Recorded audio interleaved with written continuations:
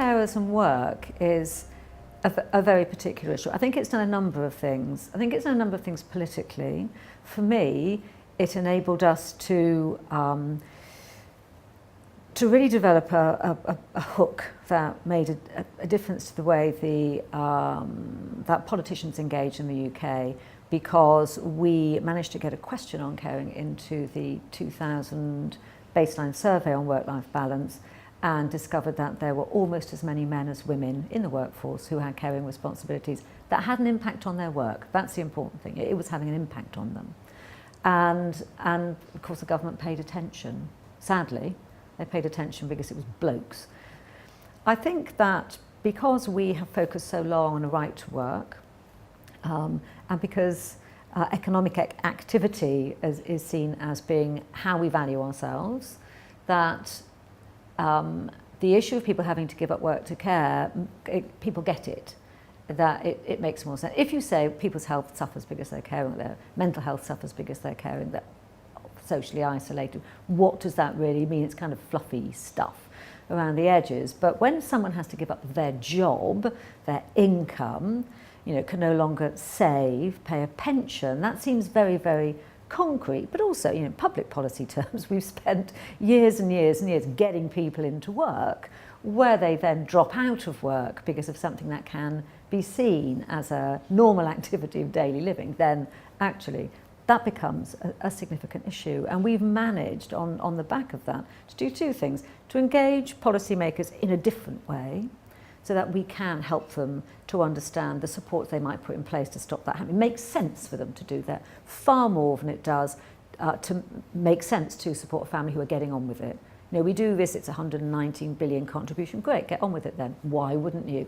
But actually, if you're going to watch significant numbers of people, 2.3 million people in the UK have given up work to care at some point, that's an extraordinary number. That has a huge impact, not only on their contribution in terms of tax, national insurance, whatever, but they're likely then to be on benefits. So you've got a double whammy for the Department for Work and Pensions, double whammy for the Treasury.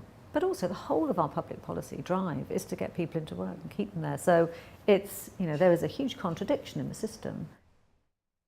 So in Australia, where there are 2.7 million carers, the replacement cost of those carers is over $40 billion a year. Our governments simply could not come up with that $40 billion, so are very happy to work with us to say, how can we assist to make sure those carers continue to provide the support they're providing and stay in the workforce. We know that if they're in the workforce, they're contributing to tax, they're not taking government transfers, they're not relying on a system that is overstretched, and governments are beginning to understand that. So for us, the focus on how we combine work and care is incredibly important, and how we acknowledge some of that. One of the exciting programs in Australia is in Carers Queensland. They're a registered training organisation, and they say to a carer, you have prior learning around what it's like to care. If you want to go on and become a paid worker in the disability field or the aged care field, we will give you certificate qualifications in order to do that. Now, some carers jump at that and go, I know this stuff and I'm really good at them. Others, like my sister, says, I will never change anyone's pants again in my whole life. I've been doing this for a long time and I'm not doing it for anyone else. But what is important is to give carers a choice about being able to take that experience and use it somewhere else.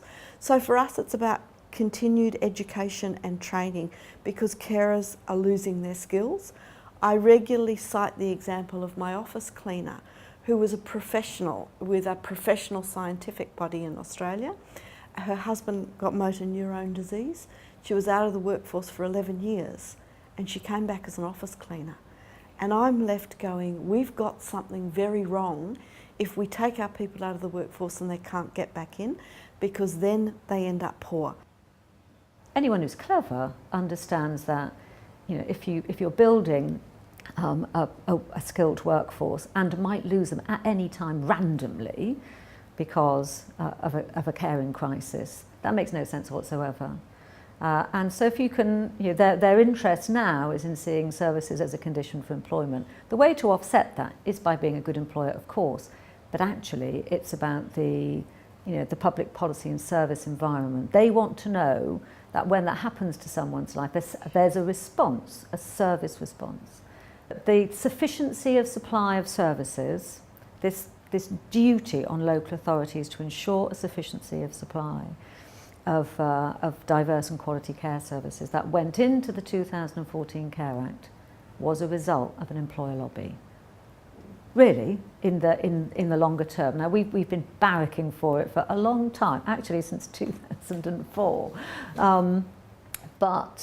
Because it made sense, when you looked at the National Childcare Strategy, it made sense that you had a similar duty on sufficiency of supply of care as you did on childcare services. Why wouldn't you do that?